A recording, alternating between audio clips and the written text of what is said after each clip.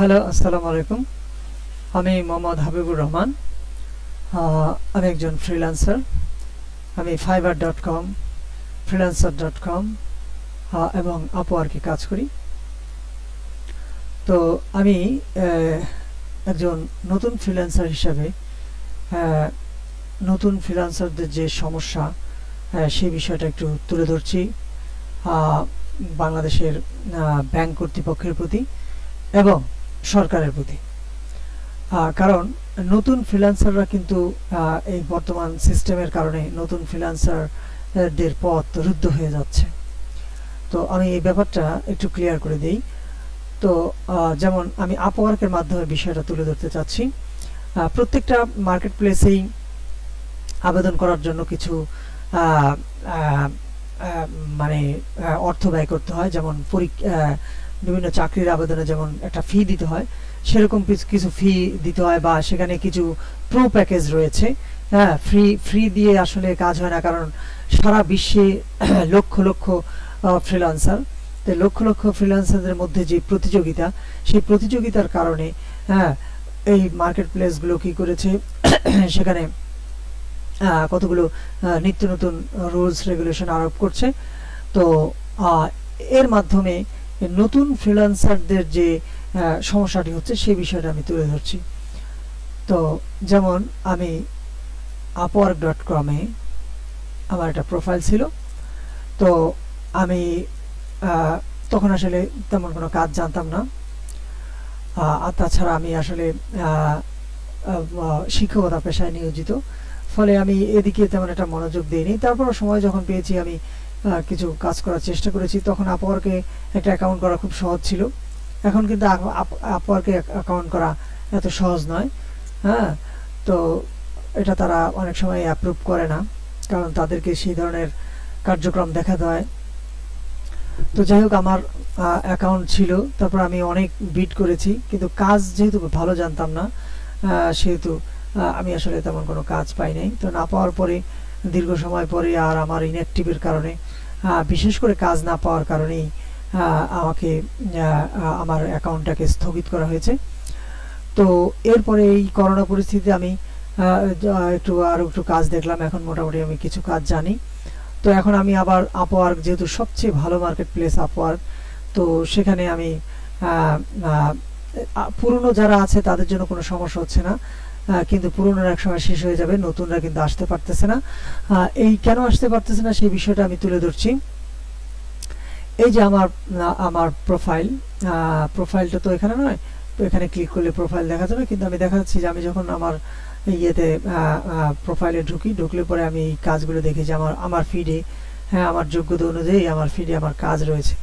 তো এখন এখানে লেখা আছে proposals available connects, zero available connects.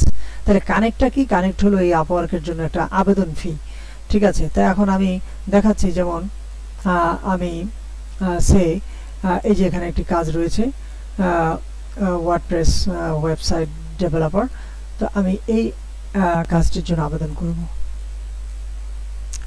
আচ্ছা, তো এই কাজটা দেখে আমি পরে বুঝতে পারলাম, হ্যাঁ ঠিক আছে, এই কাজটি আমি করতে পারবো। এই কাজটির জন্য আমি অ্যাপ্লাই করব।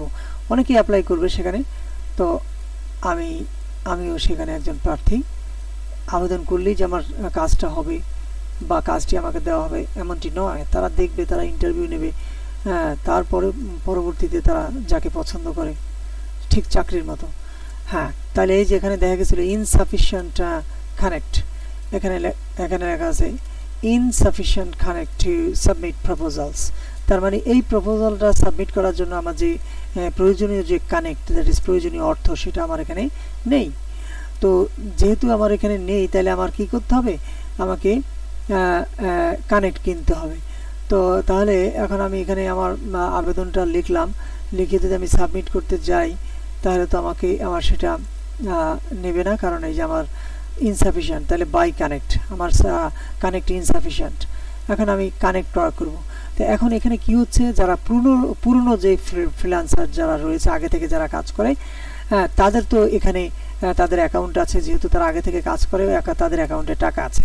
কিন্তু আমার মতো যারা নতুন ফ্রিল্যান্সার হিসেবে আসছে, একজন নতুন ফ্রিল্যান্সারের যদি তার আবেদন যদি অ্যাপ্রুভ করে, এখানে যদি সে একটা প্রোফাইল খুলতে পারে, তার যোগ্যতা প্রমাণ করে বা দেখিয়ে যদি খুলতে পারে, তখন তাকে 20টি কানেক্ট ফ্রি দেওয়া হয়।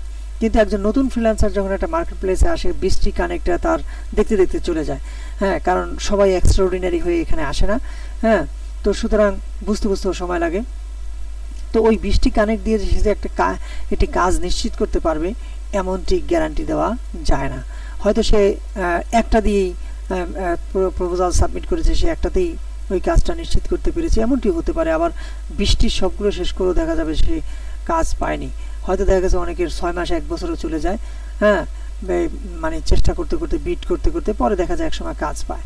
তো এখন নতুন পুরনো ফ্রিল্যান্সার যারা, তাদের অ্যাকাউন্টে টাকা আছে, হ্যাঁ, কারণ তারা কাজ করছে আগে থেকে, অতএব তারা কানেক্ট কিনতে গেলে তাদের কিন্তু বাইরে থেকে টাকা লাগে না।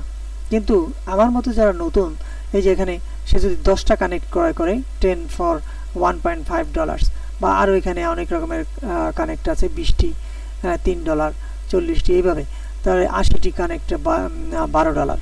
তো এখন কথা হলো এই যে $1.5, $2, $3, $12 এগুলোর জন্য একজন নতুন ফ্রিল্যান্সারের কি প্রয়োজন?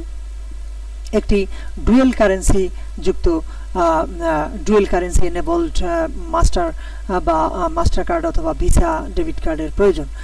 তো এখন দেখা গেছে আমাদের দেশে যে সমস্ত ভিসা ডেবিট কার্ড বা মাস্টার ডেবিট কার্ডগুলো রয়েছে, সেগুলো দেখা যায় যে ডুয়েল কারেন্সি এনেবল করতে গেলে সেখানে পাসপোর্ট চাওয়া হয়। এখন আমার মতন একজন ফ্রিল্যান্সার, এরকম আমাদের দেশে হাজার হাজার তরুণ এই মার্কেট প্লেসগুলোতে আসতে চাচ্ছে কিন্তু পারছে না। আমি গত এক সপ্তাহেরও বেশি হবে সময় যে আমি এখানে এই প্রোফাইলটা আমার পুনরায় রিঅ্যাক্টিভেট করেছি। তো এর আগেও আমি আরও একবার, যে আমার এটা সাসপেন্ড করার পরেও কিন্তু আমি একবার সেখানে আবার আবেদন করেছি, কিন্তু তারা সেটা গ্র্যান্ট করেনি। তো গ্র্যান্ট করেনি আসলে তখন আমার অত কাজ জানা হয়নি, এখন আমি যথেষ্ট কাজ জানি। তো এখন আমার এটা আমি প্রমাণ করতে পারছি, বাস এখন আমাকে এটা ফিরিয়ে দেওয়া হয়েছে। তো এখন কথাটা হলো যে কিন্তু আমার এই যে $1.5 আমার অ্যাকাউন্টে তো নেই, তাহলে আমাকে কি করতে হবে? ওই কার্ডটি দরকার যেখানে ডুয়েল কারেন্সি ইনেবলড। এখন ডুয়েল কারেন্সি ইনেবলড যদি কোনো কার্ড চাওয়া হয়, তাহলে সেই কার্ডগুলোর মধ্যে দেখা যায় ব্যাঙ্কগুলো কি করে, পাসপোর্ট চায়। তো এখন আমার কথা হলো আমি তো বিদেশে যাব না, তাহলে আমার এই দেশের ব্যাংক আমাকে বিদেশে এই যে অর্থ ব্যয় করে, আমি $10 ব্যয় করে যদি আমি $500 যদি আমি আনতে পারি, $1000 যদি আনতে পারি, তাহলে এতে তো দেশেরই মঙ্গল। তাহলে আমি আবেদন ফিটা যদি আমি দিতে না পারি, তাহলে আবেদন করতে পারবো না, তাহলে আমি চাকরি পাবো কিভাবে? তাহলে এই দেশের মধ্যে আমি এই 1 সপ্তাহ ধরে আমি প্রত্যেকটা ব্যাংকের আমি অনলাইন চেক করেছি, কোথাও নাই। সব জায়গাতে দেখা যায় যেখানে যেখানে আছে 2-1 জায়গায়, সেখানে ডুয়েল কারেন্সির জন্য আমার চাওয়া হচ্ছে পাসপোর্ট। তাহলে এই পাসপোর্ট, আমি তো বিদেশ যাচ্ছি না। তো সুতরাং এই বিষয়গুলো আমি সরকারের প্রতি এবং ব্যাংক কর্তৃপক্ষের যত ব্যাংক কর্তৃপক্ষ আছে সকলের প্রতি আমি দৃষ্টি আকর্ষণ করছি। এবং সেই সাথে আরও বলতে চাচ্ছি যে ব্যাংক এশিয়ার যে একটি স্বাধীন মাস্টার ডেবিট কার্ড করা হয়েছে, সেই কার্ডটি ফ্রিল্যান্সারদের 100% চাহিদা পূরণ করতে সক্ষম ছিল। হ্যাঁ, সেখানে যে সমস্ত বর্ণনাগুলো রয়েছে এবং যে বৈশিষ্ট্যগুলো রয়েছে, সেটা একেবারেই পারফেক্ট ফ্রিল্যান্সারদের জন্য, ওনারা বুঝতে পেরেছেন। কিন্তু সেখানে একটি সমস্যা রয়েছে, সেটি হলো ভার্চুয়াল মাস্টার ডেবিট। সুতরাং আপওয়ার্ক এবং অন্যান্য ভালো ভালো মার্কেট প্লেসগুলো এই ভার্চুয়াল ক্রেডিট কার্ড কিন্তু ডেবিট কার্ড গ্রহণ করে না, মাস্টার ডেবিট বা ভিসা ডেবিট গ্রহণ করে না।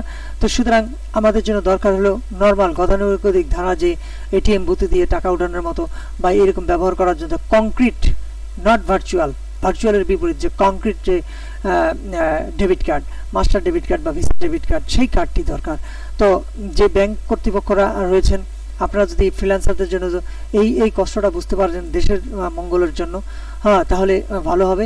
সেটার জন্য একটি মডেল হতে পারে এই ব্যাংক এশিয়ার স্বাধীন মাস্টার ডেবিট কার্ডটি।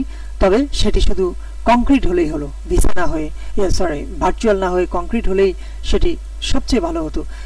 এইভাবে যদি মানে ওটাকে যদি ভার্চুয়ালটাকে বাদ দিয়ে যদি এখানে কংক্রিট মাস্টার ডেবিট করা হয়, তাহলে সেই কার্ডটি হবে একটি অনন্য কার্ড ফ্রিল্যান্সারদের জন্য, যেটি দেশের হাজার হাজার তরুণ ফ্রিল্যান্সারদেরকে উৎসাহিত করবে কাজ করার জন্য। উৎসাহিত মানে কি? এটা তো উৎসাহিত নয়, একেবারে একেবারে বন্ধ করে দিচ্ছে, এটার জন্য কাজই করতে পারছে না, এটা কেউ উপলব্ধি করতে পারছে না।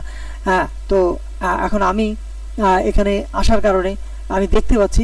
তো সুতরাং এই বিষয়টি আমি সকলের যথাযথ কর্তৃপক্ষ এবং ব্যাংক কর্তৃপক্ষের দৃষ্টি আকর্ষণ করে আমি শেষ করছি।